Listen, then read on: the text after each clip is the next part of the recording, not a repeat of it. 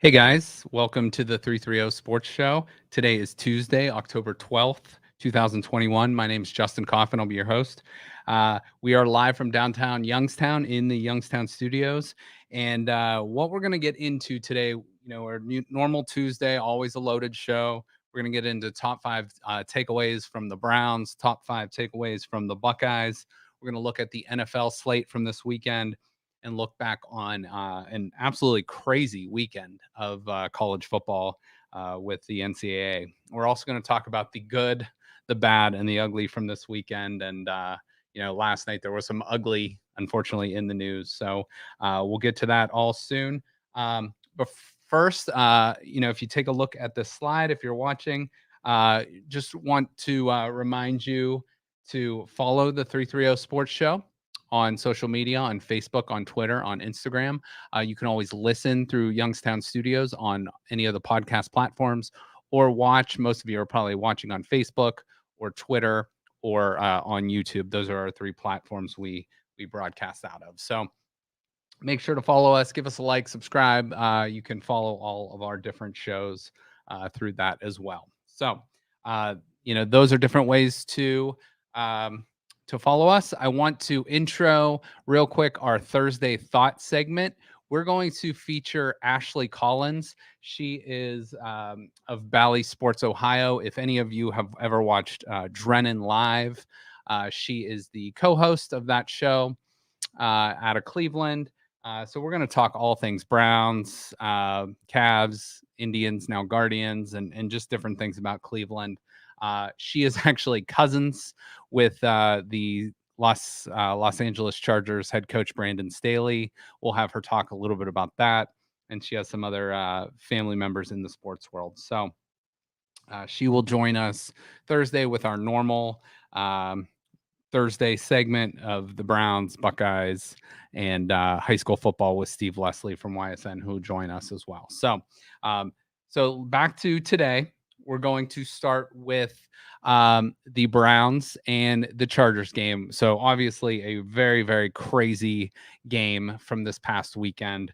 The Browns and the Chargers. The Browns came in. I think it was a pick 'em, and the line sort of changed place, but it really didn't get more than a 2-point line one way or the other. I actually did pick the Chargers to win, but I did not think the game was going to be as high scoring as it was. So 47-42, Los Angeles beat the Browns. Obviously, the Browns played their butts off, especially on the offensive side of the ball. Defense is another story. But this was the most interesting fact I took away from the game. So the Browns were the first team in NFL history to lose when scoring 40 or more points and having 0 turnovers in a game. Previous teams were 463-0 going into Sunday's game. So pretty crazy slate there. So another interesting fact from this weekend, there was just a ton of injuries. So going into the game, the Browns were without Jadeveon Clowney. He had an elbow injury, which he should be back and should be fine. Greg Newsome has missed the last 2 weeks now. He hopefully will be back this coming week. Greedy Williams left the game a little bit early with a shoulder injury. Denzel Ward left the game with a neck injury. He was banged up a little bit. Hopefully he's okay. And then MJ Stewart, they just put on IR. He got banged up a little bit with a hamstring injury. So those were just the losses on the defensive side of the ball that either weren't available before the kickoff or they lost during the game. And the Chargers, with that high-powered offense, you can't go in undermanned and expect to come out a lot of times with a great defensive effort. So on the offensive side of the ball, the Browns were and have been without Jarvis Landry basically for the last 4 weeks because he got hurt in the first series of the Houston game. They were without Jed Wills, their left tackle, which was actually a good thing because he needed to rest that ankle. He's been hobbled the last 3 or 4 weeks on that. Jack Conklin, who is an all-pro right tackle on the opposite side. So the Browns were without both starting tackles for the majority of this game. I can't remember when Jack Conklin left, but it was early enough that it did impact some of the later drives. And then Chris Hubbard, who is the backup to both of those guys, just went on the IR and will have season-ending surgery. So the Browns are, without those tackles, which is a huge loss and a test to their depth. So they're really going to have to plug some guys in. Blake Hance played pretty well, and they have the rookie out of Cincinnati. So hopefully those guys are able to come in, step in, play well enough to keep Baker Mayfield upright, push that run game forward and give the wide receivers enough chances to, or at least enough time to hopefully get open. Another takeaway. So the Browns are a very, very good team. They're one of the top 4 or 5 teams in the AFC for sure, possibly in the NFL. Now they're sitting at 3-2 right now, but your 2 losses are you had a big lead against the Chiefs, ended up losing that by 4. You had a big lead against the Chargers, ended up losing that game by 5 on the last drive of the game. But the Browns, to be a great team, they must learn to finish these games. So again, in this game, the Browns were up 27-13 in the third quarter and 42-41 with 3 minutes to go in the game, and they went 3 and out. And they did that against Kansas City as well. There's some questionable play calling, that Kevin Stefanski, who we love as a Browns head coach, but he has, and he even admitted in his press conference, he's got to be better. I'll get into the point of sometimes he's more aggressive, sometimes he's not, but we'll talk about that in just a little bit here. Some of the other takeaways from this game. So, again, it's aggressiveness at times, conservative at times. So the Browns really didn't test the Chargers secondary deep. I think they had one pass that maybe traveled over 20 yards in the air. And again, don't get me wrong, their offense put up 42 points and had over 500 yards, total offense. So it's not like they had a bad offensive performance. It's just I don't feel like they were as aggressive in this game as they have been in past games. So before the half, it sort of felt like they were playing for a field goal. Maybe they were, maybe they weren't, but that's what it kind of gave me the feel. They got that Chargers turnover, and then they really could have punched it in, and put the Chargers in a deeper hole than they were, but settled for a field goal. And then on that last drive of the game, they had the ball with about 1 minute and 35 seconds left, and they even admitted in a press conference they were sort of playing for a Hail Mary opportunity with 1 minute and 40 seconds left. You hit a couple 20-yard passes or 15-yard passes, you chunk them a little bit. I think we would have had the opportunity to get down inside the 30, the 20, and not make it such a heave there or a prayer at the end. So that was another takeaway of just, kind of wasn't sure about the play calling there because we were just checking down 2, 3, 4, 5, 6-yard passes, and the clock just kept running and running and running, so that didn't give them much of an opportunity at the end. Also, Odell Beckham only targeted 3 times in this game.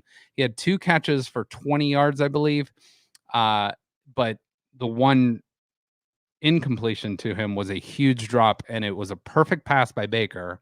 Odell Beckham just dropped it, and it was on a 4th down and 2 play inside the Chargers red zone. So that was a big, that was basically the equivalent of a turnover. And then Trustin Mayfield, we ran that draw on 3rd and 10 with about 2 minutes and 30 seconds left on the clock, where you get a first down in that situation, you very well could put that game away, or you probably needed 2 first downs there. They didn't get any. They punted it away, and Jamie Gillen, that's a whole nother situation. The Chargers actually started on the Browns side of the field for that final drive, so that's a little bit frustrating because I think Andy Reid has the trust in Patrick Mahomes. Staley has the trust in Justin Herbert. And the list of quarterbacks, you go down the list, Aaron Rodgers, and some of these other big names, their head coaches are putting the ball in their hands, letting them make plays. I feel like Baker is a very good quarterback, but I don't feel like he's trusted enough right now to to go out and just win the game for the Browns. Um, all right, so just a few more things here. Browns the offense. So again, the Browns had a great day offensively. They had 531 total yards of offense. Odell, however, only had 20 of those yards. So, you know, just a very, very, very small fraction of those yards went to Odell Beckham. That's not even 5% of the total offensive output, which is crazy. But Baker did bounce back, had a nice game, 23 of 32 for 305 yards, 2 touchdowns. David Njoku with his biggest game in a while, 7 catches, 149 yards, and a touchdown. Nick Chubb had 21 carries for 161 yards and a touchdown. And Kareem Hunt continues to be a great all-around back. 12 carries for 61 yards, 2 touchdowns. Also had a few catches in the passing game. The Browns owned the possession again. They had 35 minutes of possession to the Chargers only 25.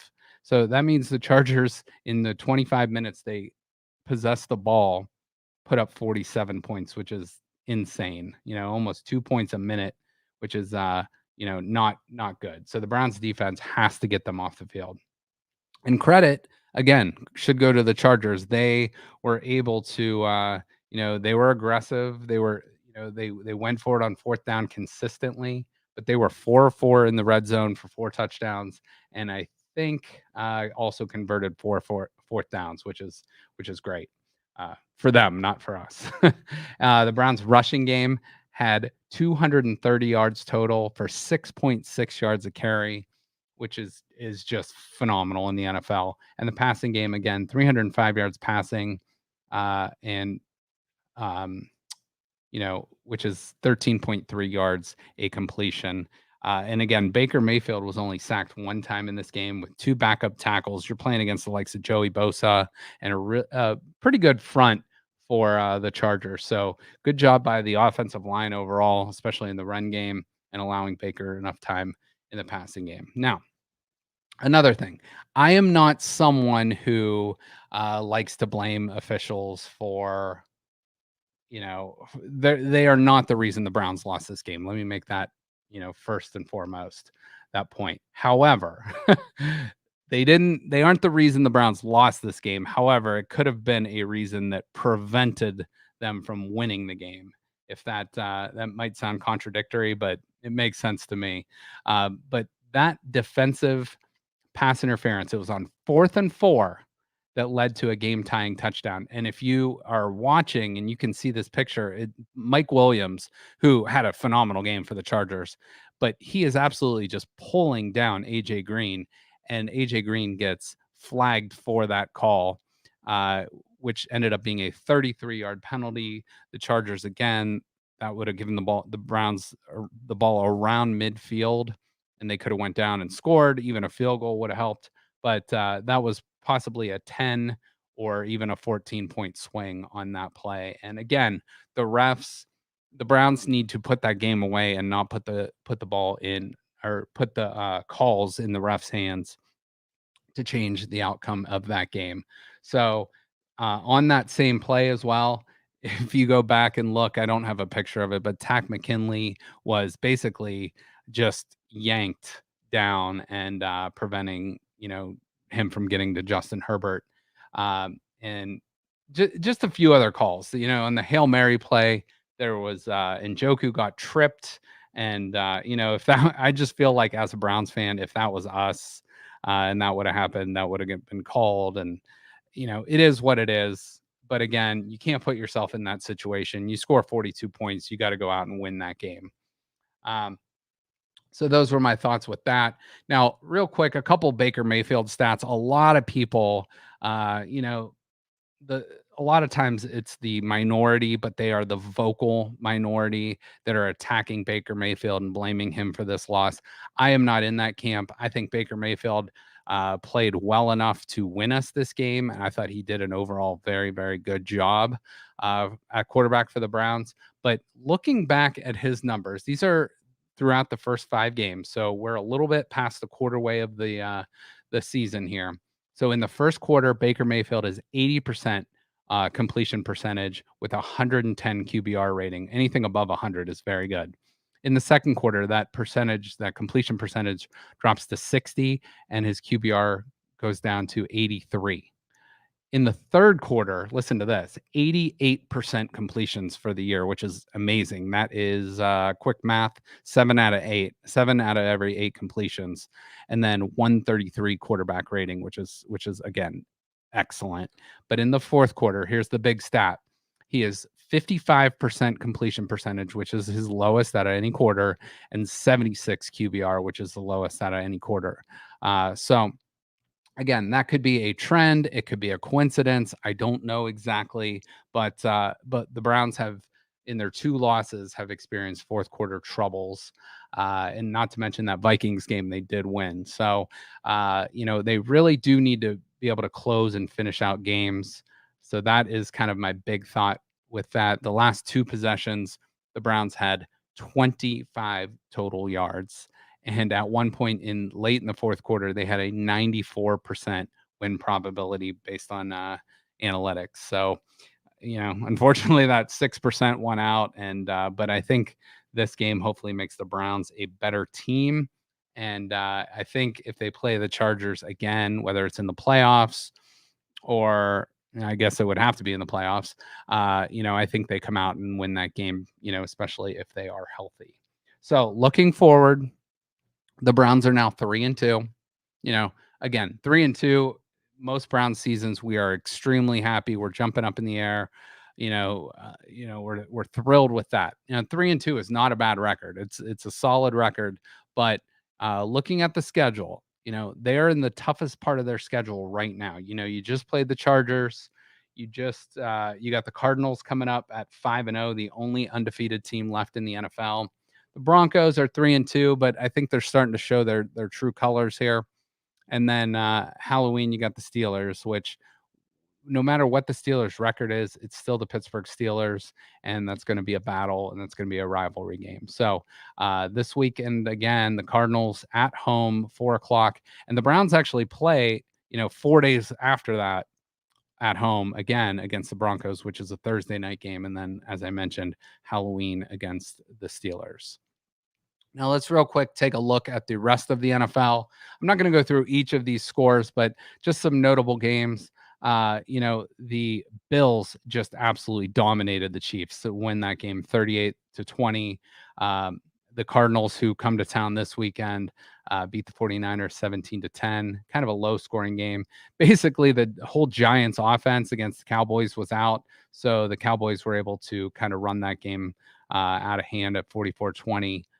The Broncos had a late push, but weren't able to knock off the Steelers. So the Steelers get back to 2-3, snap a 3-game losing streak. The Bengals and the Packers. If you did not see that game, there was about 5 or 6 missed field goals in that game, which was just like they were just all over the place. Mason Crosby, who's usually very reliable, missed. The Bengals kicker, who is a rookie, he's hit a couple game winners already this year. Hit a 56-yarder off the crossbar or off the upright, and lost that for the Bengals. But the Bengals have been impressive so far this year. Also, the Titans in a battle of former Ohio State guys and Urban Meyer's first game since his controversy. But Mike Vrabel and the Titans, who sort of an average team this year, they were able to just dominate the Jaguars 37-19. The Lions, once again, unfortunately lose on the last play of the game. Dan Campbell, who I've talked about a few times, is like Mr. Football. He is just like a warrior. Ended up, he was in tears after that game. But the Lions have lost 2 games now this year of over 50-plus yard field goals. One was the NFL record against, Baltimore, who beat them on a 66-yarder. That's the first time in NFL history a team has lost 2 games on that at the buzzer. Tom Brady just continues to dominate. The Bears and Justin Fields look good. We'll talk about the Raiders and John Gruden here in a little bit. And they played the first game in London. The Falcons were able to dominate that one. On Thursday night, the Rams took out the Seahawks, but Russell Wilson is going to now miss the first couple games of his career. His finger, I believe, is broken, so he's going to have surgery on that. And then the Colts blew it last night. The Ravens did everything they could to come back and win, and they won last night in overtime. So, looking at the AFC North, the Ravens, who, a lot of people predicted the Ravens to be a very good team, but I think after their injuries, thought the Ravens would probably struggle a little bit, but they're sitting right now at 4-1. They've knocked off the Chiefs, they've knocked off the Colts, they've knocked off the Lions. I'm trying to think of their other win, but they've been pretty solid this year. They did lose to Vegas. That was in the opening week, so they've racked off four straight wins. The Bengals sitting at 3-2 and the Browns sitting at 3-2. Both Ohio teams look good so far, especially on the offensive side of the ball. And then the Steelers got a big win this weekend. They are sitting at 2-3. So we'll talk more about their upcoming games for this Thursday, for this weekend on Thursday, and we'll move on from that. So I want to get into real quick the good, the bad, and the ugly from this weekend. So I saw this fact. When I was a young kid, I remember Deion Sanders, and I think that was the first football jersey maybe I ever bought. It wasn't Atlanta Falcons. I think it was when he was with the Dallas Cowboys, but it was a number 21. I also loved Eric Metcalf, who played for the Browns. So I think those were maybe my first two football jerseys I ever bought. Was a Deion Sanders Cowboy jersey and a Cleveland Browns Eric Metcalf jersey. But on this day, way back in, I believe that was like 92, Deion Sanders played for both the Atlanta Falcons and then played a playoff game for the Atlanta Braves. So that's pretty remarkable. You're not going to see too many people do that. And so I just thought that was a little pay homage to Deion Sanders, who is now a head coach of, I believe it's Jackson State. The bad. Unfortunately for Steeler fans, Juju Smith-Schuster will be out for the season with a shoulder injury. The Giants, like I mentioned, lost not just Saquon Barkley, but I believe they lost Daniel Jones and another offensive weapon. So they are just decimated right now on the offensive side of the ball with injuries. And then, as I mentioned as well, Russell Wilson is going to miss the first games of his career with a broken or something with his finger is messed up. So hopefully he will get back. The Seahawks are going to be led at quarterback by Geno Smith, former West Virginia product, who will be under center when they take on the Pittsburgh Steelers this weekend. And then the ugly. The ugly was ugly. The ugly was ugly. So this weekend set a record for most extra points missed on any given weekend in the NFL. So with 13 extra points missed, the Chargers had 2 of those, but just a really, really bad weekend for kickers. And then John Gruden. Urban Meyer was probably extremely happy to hear the John Gruden news because it kind of takes the spotlight off of him. But John Gruden is the first NFL coach to he resigned, but he was basically fired with the NFL doing some probes and looking into some things with emails. John Gruden, we're not going to get into what he said or didn't say or type or whatever you want to say, but it was basically like some racist, homophobic, misogynistic type comments. And, that just, it was 10 years ago, and whatever you might think or not think, if you're putting that in writing, it's not good. So John Gruden not going to be around for the Vegas Raiders anymore. And, it's, I, I don't really want to comment on it because I think John Gruden has been a very, very good coach, if not a great coach over his career. But, the unfortunate thing is you can't say and you can't do things like that. And, whether it was 10 years ago or yesterday, you're going to get in trouble for it if it comes out. So unfortunate for him, unfortunate for the Raiders, but, move forward and it is what it is. All right, Let's switch now to Ohio State. Uh, the Buckeyes just had a dominating win against the Maryland Terrapins this weekend, 66-17. Maryland is not a bad team. I wouldn't say they're a super good team. They're sort of in the middle. I think they're going to be like a 7-5 type team by the end of the season. They'll make a bowl game, but Ohio State just blew the doors off of the Maryland Terrapins. So let's get into some takeaways from this game. So Ohio State, in my opinion, now looks like a top team in the country. They've played 6 games. You can argue those might be the 6 easiest games on their schedule, outside the Oregon game, maybe 5 of the 6 easiest games on the schedule with 6 to go. I'll show you what's on the horizon for the Buckeyes coming up down the line. But halfway through the season, they have a bye week this week, so they can sort of rest, recuperate, and get ready for the second half of the year. CJ Stroud. CJ Stroud is starting to look the part. He is just a fantastic quarterback. He was kind of ripped in the media and ripped by some fans after, some subpar performances. But look at these, especially these last 2 games. And he didn't play against Akron to rest his shoulder. So, that kind of got him right. But versus Rutgers, 17 of 23, 330 yards, 5 touchdowns. Versus Maryland this past weekend, 24 of 33, 406 yards, and 5 touchdowns. So 10 touchdowns the last 2 games to no interceptions.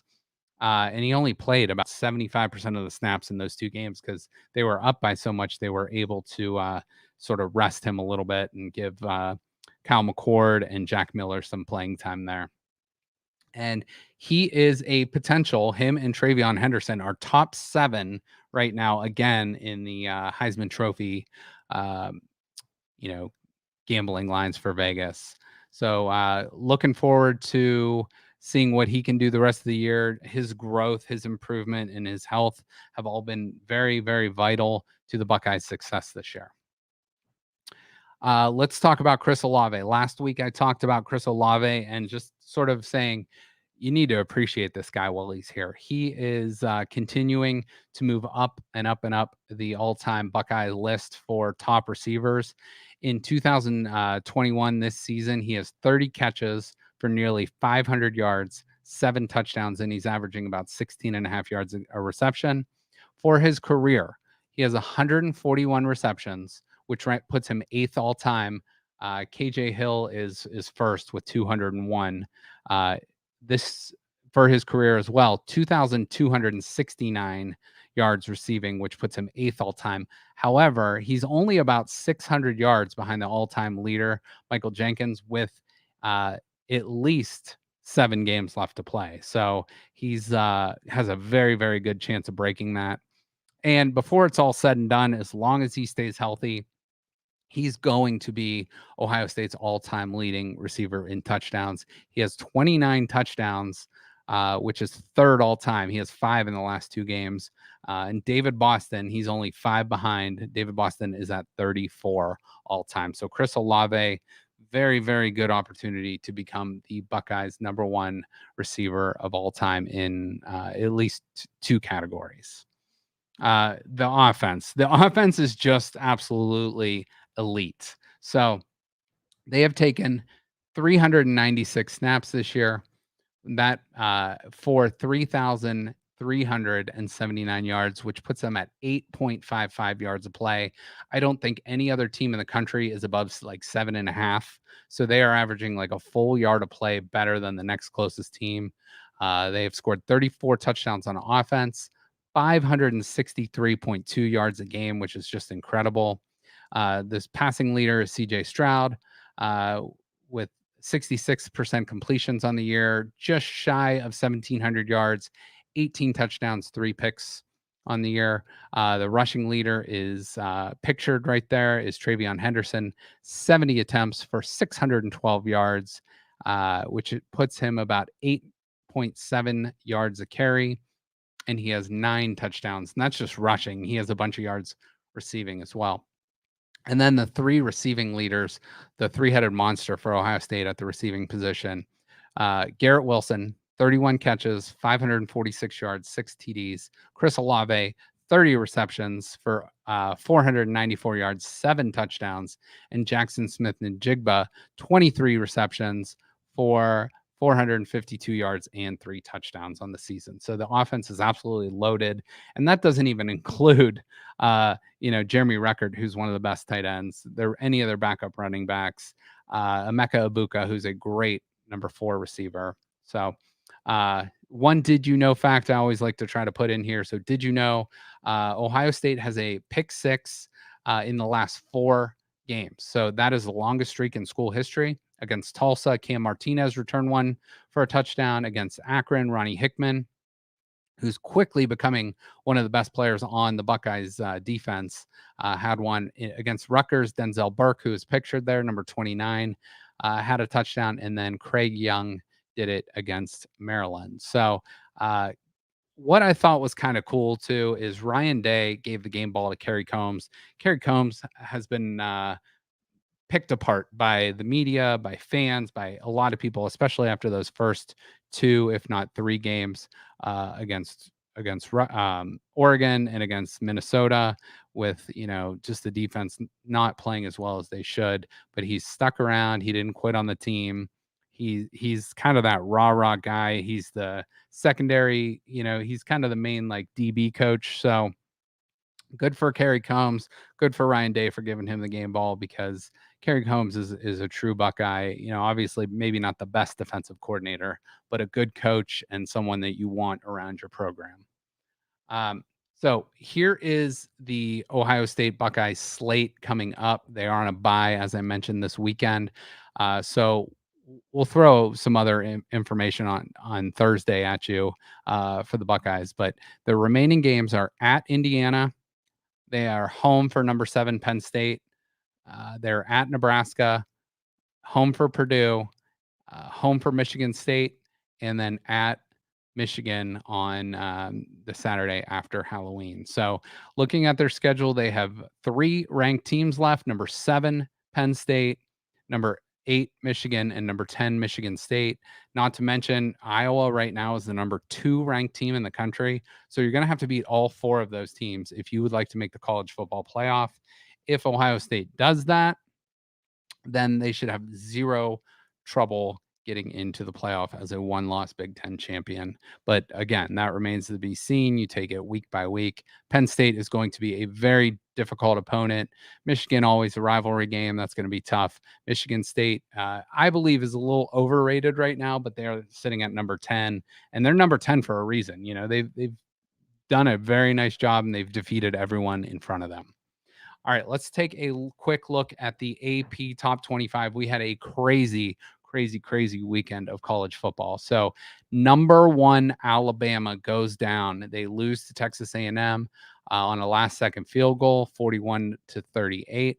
Jimbo Fisher now becomes the first coach that was a former assistant of Nick Saban to beat him. They are now 1-25 against Nick Saban, but 1-0 in the last game. Iowa comes back late to beat Penn State in a very, very good game. So Iowa is up to number 2 now in the poll. Penn State drops to number 7.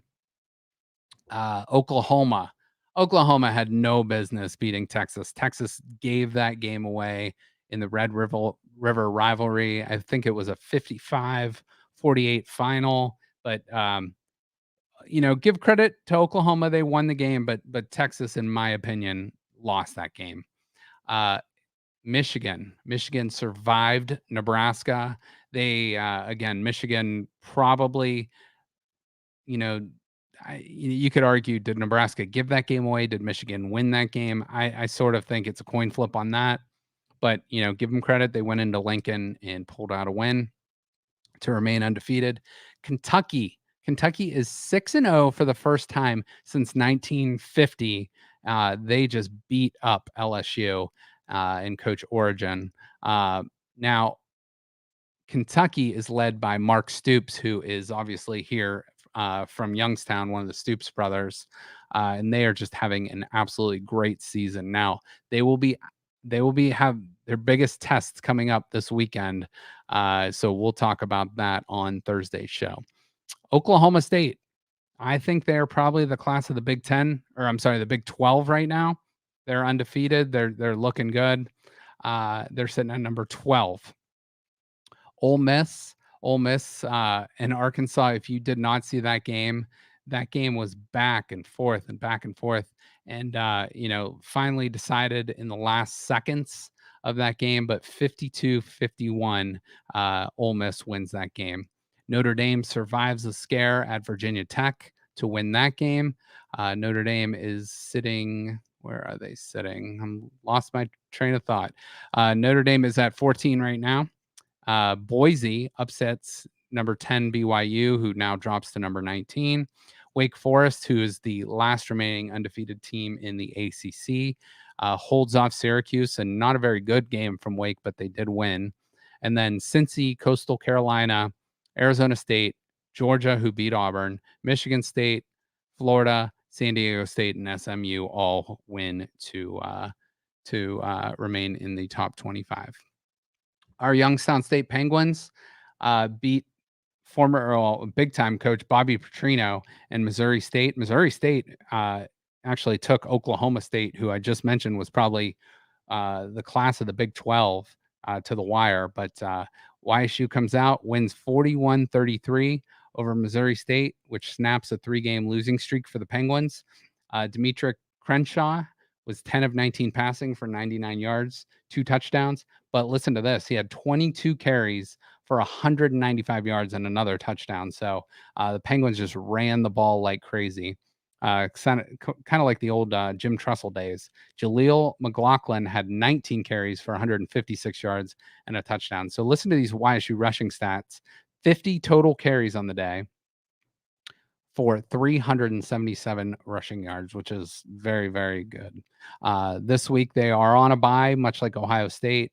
I wish, this is just my opinion, I wish YSU could sort of sync up with Ohio State's schedule and get some sort of, and I know they're not always in charge of the scheduling, but get a home game when the Buckeyes are off, so you can get all these Youngstown fans who are also Ohio State fans, get those eyes on the Penguins, get them some more, get like I said, get some more butts in the seats, get some more eyes on the Penguins as they play. So again, just my opinion, but hopefully, the Penguins can get back on track again. At Indiana State, they're going to take them on 10, which is October 23rd. All right. So last note I want to get into before we close out the show here. So here is what a hypothetical 12-team playoff would look like. Now, I just borrowed this from, I believe this was from CBS Sports. I can't remember the source. I apologize, but they threw out a hypothetical 12-team playoff format. We did a whole show back in the summer about what a 12-team playoff would look like. And, here's what it would look like based on their scenarios. So Georgia, Iowa, Cincinnati, and Oklahoma would be the top 4 seeds, respectively. They would get a first-round bye. Then you would have Kentucky taking on Penn State in an 8-9 game to match up with Georgia. Now, what I think they should do is play that game at the higher-seeded team in their home stadium on campus. I think that would be really cool. So you would have Penn State traveling to Kentucky, 2 teams that are fairly close to each other but don't play, that I can't ever recall playing. You'd have Michigan playing Wake Forest traveling to Michigan. They would advance, whoever would advance to face Oklahoma. You would have Ohio State and Alabama, Ohio State traveling to Alabama, and then the winner of that game would get the Cincinnati Bearcats. Again, this is hypothetical. This is not my list, but this was a list I saw, and I just thought that was cool. And then you have Michigan State and Oregon playing in East Lansing, and then the winner of that game would play Iowa. So just something I saw this past weekend. I thought that was kind of cool, something to look into. But just wanted to throw that out there for you guys. But that's all we're going to have for the show today. Again, remember that we have Ashley Collins from Bally Sports Ohio joining us this weekend. She is from Drennan Live. You can check her out and watch her regularly on Bally Sports Ohio. And she will again join us on Thursday for an interview. And we'll have our normal Thursday thoughts segment.